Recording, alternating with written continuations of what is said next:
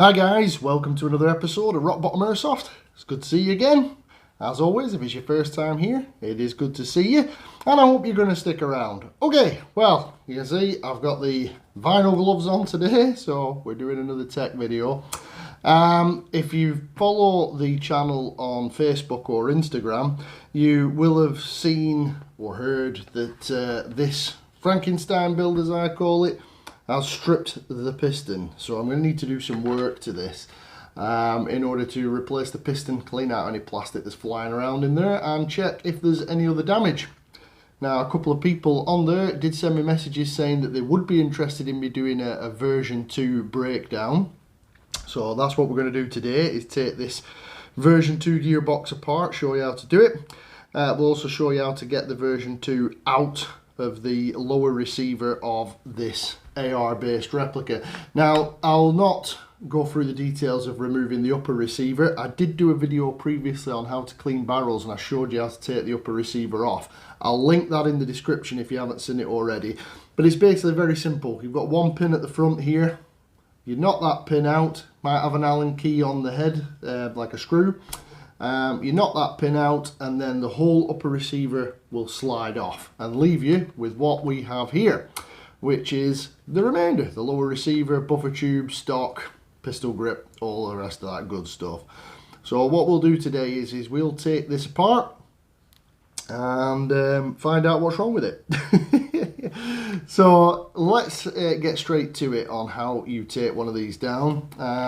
The first thing you want to do is remove your stock. Now, if you have a crane stock like this, all you do is, instead of pushing it up, which you would to adjust it, is you pull it down the way, it'll go further, and then you can pull the whole thing off. You can put that to one side. We don't need that for now. Now, I'm running a gate MOSFET on this. One of the advantages of a gate MOSFET is you can unplug it. So what we'll do is we'll unplug this MOSFET for just now, and then it doesn't get damaged during the takedown process. It's quite tight, so that's our gate MOSFET. That's that unplugged. We don't need that. We'll put that to one side. That leaves us with the wiring. You'll have to excuse the not the neatest wiring in the world, but it works, and that's what we care about. So what I normally start with is I remove the buffer tube. Now, I don't know whether you'll be able to make it out on camera, but down there is a long, normally Phillips head screw. If you have a quick change spring gearbox, at the end of there you might have a large Allen head, which allows you to twist and remove your spring. If you do, then that part of disassembly is way easier, and it makes taking the gearbox apart way easier. So either way, if you have a quick change spring, it might be a case of you twist and pull this buffer tube off, and then that will reveal the back of your gearbox and you can remove the main spring.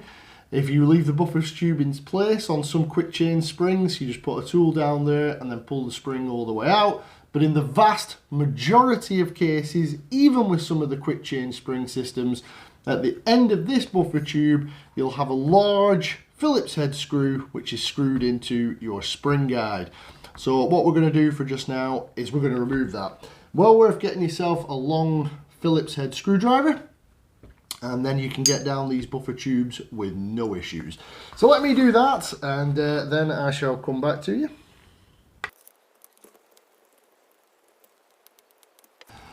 Okay guys, once the screw is loose, you'll notice that your buffer tube has gone loose. If you have a proper castle nut here, which is this part here, if that castle nut does turn, maybe unscrew it a couple of turns just so that you get a bit of a wobble on your buffer tube, then you know it's loose. Now the next bit's a bit tricky. You basically have to get the screw to come out. So that's the washer that holds it in place, and that is the screw. And that is the best way of getting it out, guys, is just shake it out.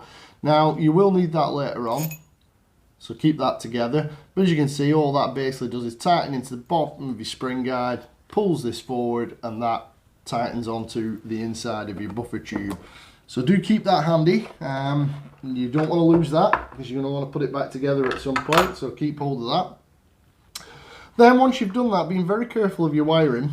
Some replicas have better systems for tidying up the wiring than others, but being very careful of the wiring, you can remove your buffer tube. It'll either be plastic or metal or aluminium of some sort.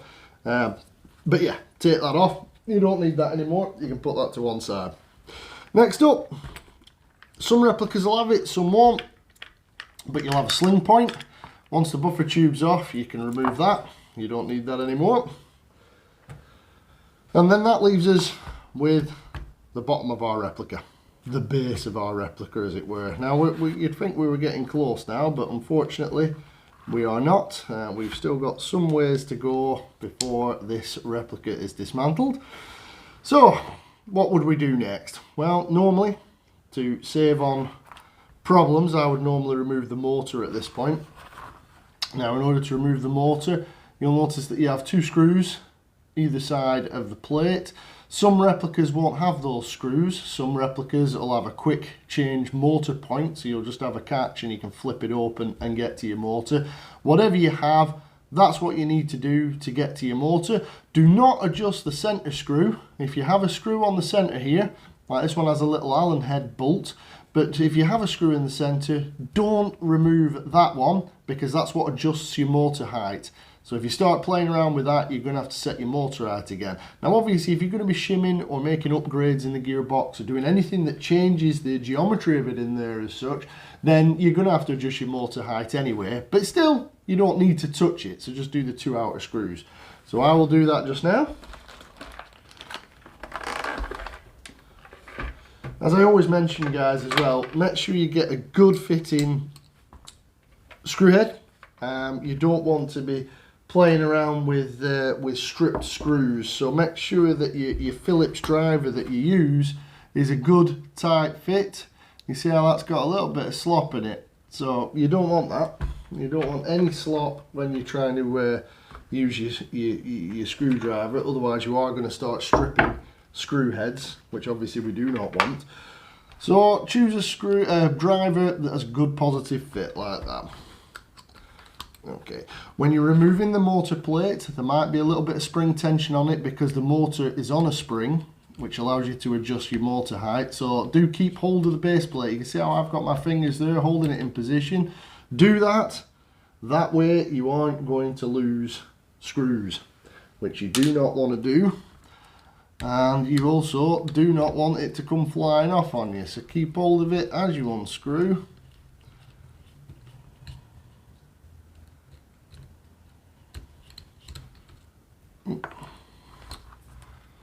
Keep hold of your screws, don't lose them. You see how that popped up there? That's because it is under a bit of tension, and then you can remove your motor base plate. Now at this point, it's worth mentioning that you need to grab this bit. There's a small metal disc which has a nasty habit of, well, there you go, it glued itself to the motor.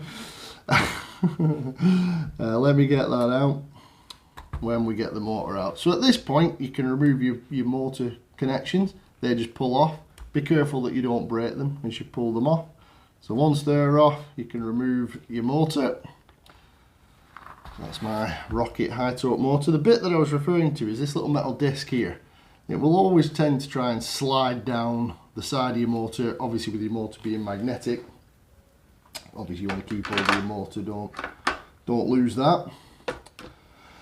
And what that little disc does is that fits over the top here, and that's what basically allows you to adjust the motor height. So obviously you don't want to lose that, you need that, otherwise you can't adjust your motor height. So keep hold of that, don't lose the disc. Right, so now we've got our motor out. If you have a look down in the bottom there, I've actually rewired this replica, but if you have a look down in the bottom there, you can see, I don't know if you can make it out on camera, but there are 2 screws diagonally opposite each other, and those screws are to remove your pistol grip. At this point, I would remove your pistol grip. So I'll take those 2 screws out. And be very careful not to lose those screws, because if you do, they might fall in your gearbox, which as we're opening it anyway, it don't really matter, but it's better if you don't. So let me do that and I'll come back to you.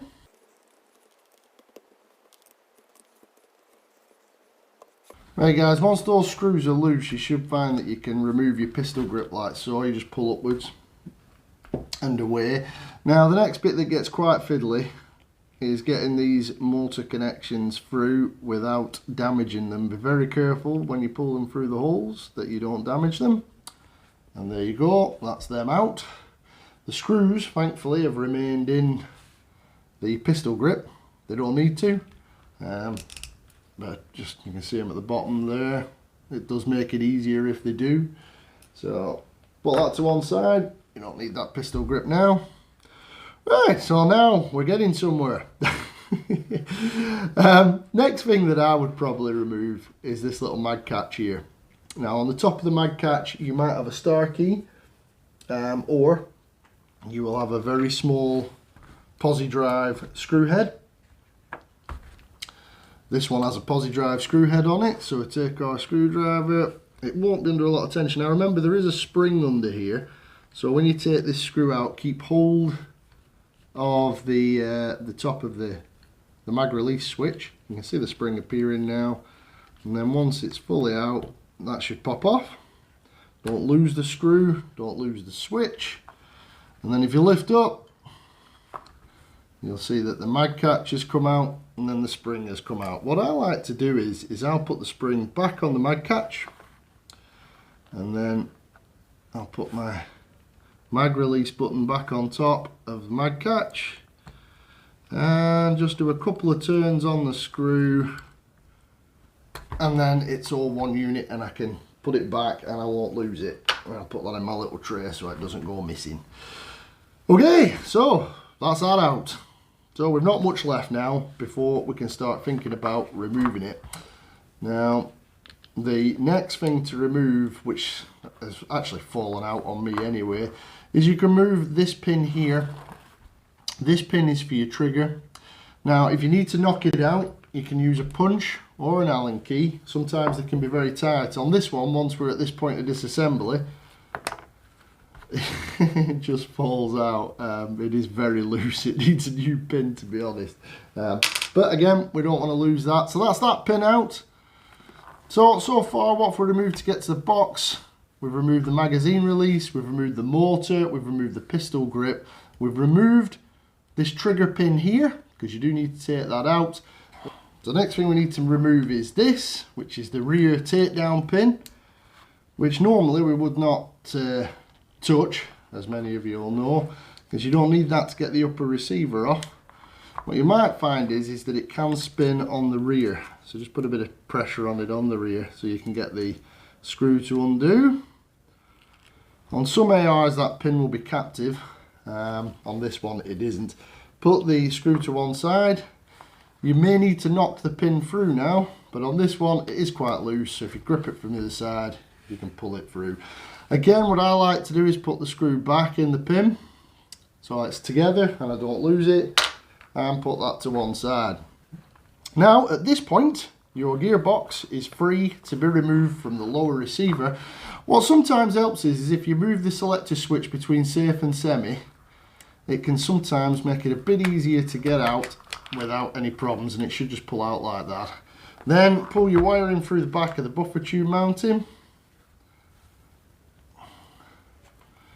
Now in my case with this Dean's connector, it doesn't want to go through, which is a bit of a miscalculation on my part. But not to worry, because I'm an expert. I don't need to remove that. So that's your gearbox out. Sorry. So we're at the gearbox now. Now, if you do have any problems pulling them wires through, I could pull it through. It will go, but to be honest, I really don't want to force it. So I'm just going to leave it to the side there. It doesn't really pose me any problems. Okay, so now we're at the gearbox. So we're down to the gearbox. You've kept all the pieces for your lower receiver. We're now down to opening up the gearbox itself. Now on this gearbox, we didn't have on the G36 I took down, there is a hole at the back.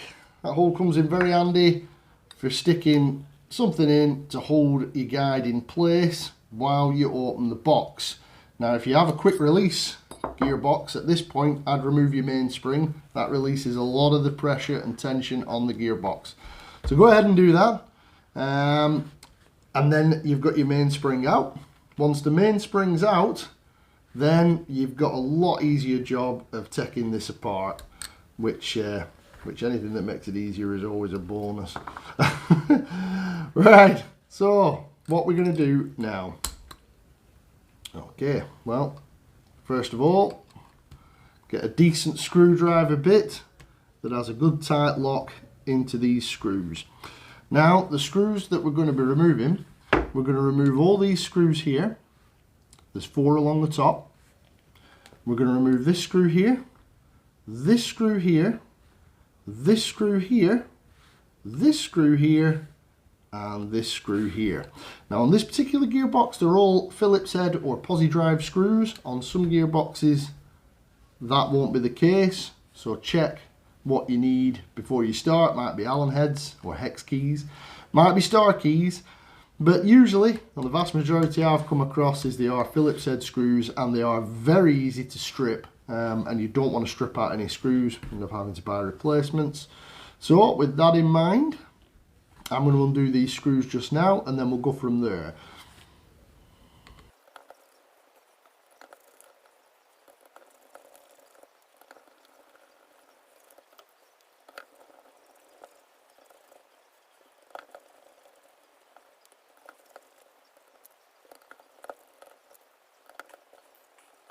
Okay guys, once your last screw is out, there is nothing holding the gearbox closed now, obviously, so keep a little bit of pressure on the gearbox. At this point, you're going to want something to hold down the mainspring and take some of the pressure off and stop that firing out.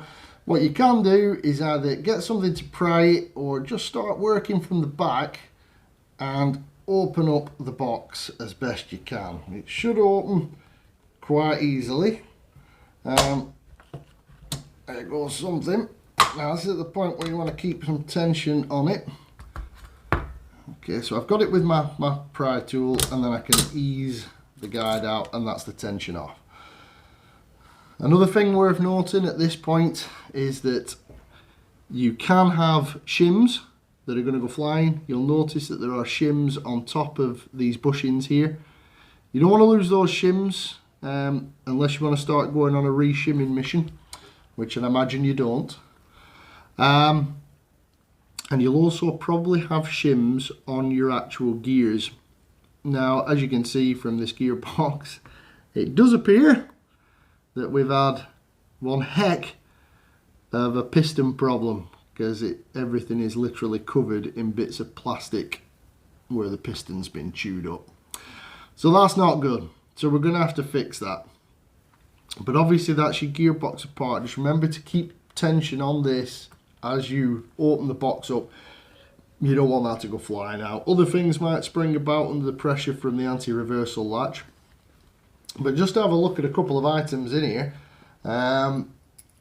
This is obviously your cylinder, piston, mainspring, spring guide. You've got your trigger mechanism with trigger contacts in here. You've got your wiring loom, which I rewired this one. You've got your bevel gear, your spur gear, and your sector gear. Your pinion gear is actually attached to your motor. Your nozzle, which is attached to your tappet plate, which is on a spring. Now that's one of the things, you're going to want to get all of this out of the way if you're doing any kind of strip down. So I tend to use a little screwdriver and just try and flick the spring off. Or you could use a little pair of pliers. There you go, it just comes off that post there. And once it's off, you should be able to remove the entire assembly. Take your spring aside and your spring guide, you don't need that. And then we should be able to remove this. Now you can see that that spring stays on there. We don't need all of this at the moment. What, blimey, that is a mess. Let's have a look how bad this piston is. Oh yeah, something went majorly wrong there. I don't know what happened there, guys. There was a jam in it. There was a BB jammed at the time when it started, so I think it's just jammed up, and then the motor's just literally shredded that piston. And this is one of the reasons why it's a good idea to use polymer pistons, or if you're going to be using a full metal rack, then do make sure that if you get a jam or something stops working, you don't just keep pulling the trigger, because then you're going to end up with that, but with metal on metal. So that's going to break gears and all sorts. It's going to be nasty, which that is really nasty. I've never seen anything like that. So what I'm going to do, guys, I had some slight concerns about pre-engagement possibly causing these issues. Don't think it is. I think it's because of that jam. But to allay any fears I may have in the future of pre-engagement, I'm going with a stronger spring. So we're going to replace this spring with this one. I'm going to go with a full metal rack piston this time and see how that gets on. And I have got a Swiss cheesed one by Rocket. And just for a bit of fun, I'm going to see whether I can get this fancy trigger to fit as well. So leave that with me. I'm going to have to clean all this out, get rid of all the bits of plastic, re-grease it, hoping I won't have to re-shim it. And then we shall go from there. So leave that with me and I will come back to you. Right guys, I'm back after a lot of frustrating fiddling around in the gearbox. Couple of things to remember when you're doing one of these. Don't pinch your wires. Try your very best not to pinch your motor wires or the wires going back to your battery connection.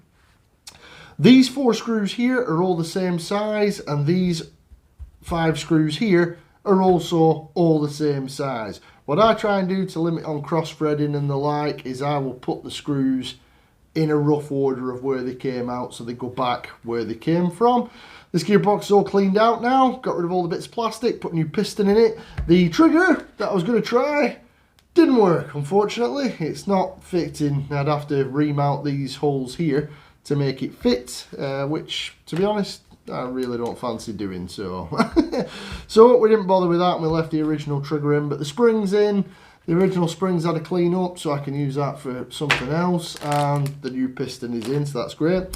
For putting this back together, it's basically just the reverse of taking it apart. So when you come to put your gearbox back together, use your punch or screwdriver to hold the spring guide in place, put this back on, and then screw all your screws down. Try to do cross from each other so you get equal pressure, and once that's all screwed back together, you're good to go. We're at the point we're at now, I would say. One thing I always mention, these things are brilliant. The anti-reversal latch holding clip, I must count how many times it saved my bacon of getting so frustrated I've thrown the gearbox out the window. But that's by the by. So yeah, so now we're at this point, we've got the gearbox back together, you've done whatever you were going to do in your gearbox, you've put all your screws back, you've put it back together. If you have any problems with anything lining up, use a technical screwdriver and just fiddle around on the pinions of the gears until they line up and pop it back together. So that's all back together. So now we need to put this back in the receiver. So it's just basically the reverse of what we've just done. Make sure you pull your wires through the buffer tube. You're going to need your motor wires to go down through where your pistol grip was, which is there. Obviously you know which way around it goes because you've got your selector switch on there and it needs to match up with your selector plate. So make sure your wires are not getting pinched. Pull them through the buffer tube, and then basically you should be able to, well, remember to put your trigger through the trigger hole as well. You should be able to slot the whole mechanism back in, check your switch. If that's working, then you've done a good job. So once it's slid back in like that, what I would normally put in first is the takedown pin, just to hold it in place, which is this one that we took off earlier. Remember that in this case it has a little screw on the end. So we put the pin through. You'll always know which side the pin goes from because you have a flat edge for your front takedown pin to catch on. So the flat edge, that's the side that goes through from that side. So push your pin all the way through, which is easier said than done. There we go. And put your little Allen headed screw back in there to retain it, because you will find on a lot of replicas the rear takedown pin is quite loose. It doesn't usually need knocking out. So worth remembering to keep your finger on the back of it and then just retain it with the Allen headed screw or whatever you have on there. Some of them are captive. Okay, once you've put that one back in, you're going to want to put your trigger bar back in, or the pin that holds it in place at the trigger. Okay, now you'll notice on these, I don't know if you can make it out on camera, but you have knurling at one end. So always try and put it in the same way it came out. Do a quick check of the hole before you put it in, and then push it in. Now as you can see with mine, it's really loose, and it really shouldn't be that loose. But there's not a whole lot I can do about it. I'd have to get a new pin, unfortunately. So next, I would say to put your mag catch back in. Now we took that out, and if you remember, we kept that together as a complete assembly. It's easy enough to put back together. Oh, again, it can only go one way because obviously you've got the cutout for the magazine release switch. So let's get my little screwdriver. Okay, so once you've got a little screwdriver, take it apart so you get back to your bare components, but remember, try not to lose anything.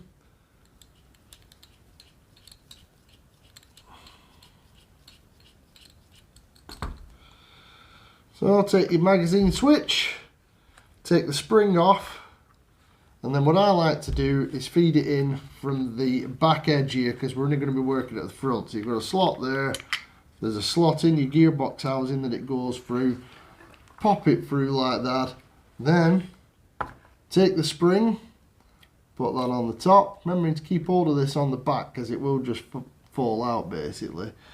And then this is the tricky bit, you've got to line that up, hold it in place, and get your little screwdriver and then screw it down. Once you've got a bit of tension on the screw, it shouldn't go anywhere. But then you've got to fiddle around so you can get a gap and you can screw it down.